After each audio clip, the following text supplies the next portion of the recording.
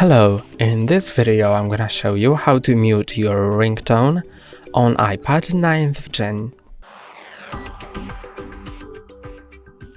To mute the ringtone, it's really simple. Just swipe down from the right top part of your screen to reveal the control center, then find this button with the bell. When you click on it and it gets red and crossed, that means silent mode is on, so the ringtone is muted.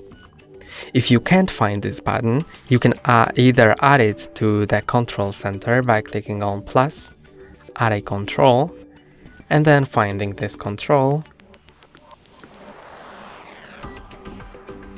clicking on it, and it's added, you can see.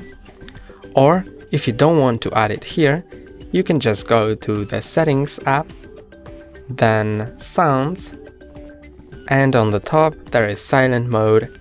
And when you enable it, ringtones, alerts and system sounds will be muted, but your iPad will still play alarms, timers, music and audio from videos. That's all for today. Don't forget to like and subscribe. See you next time.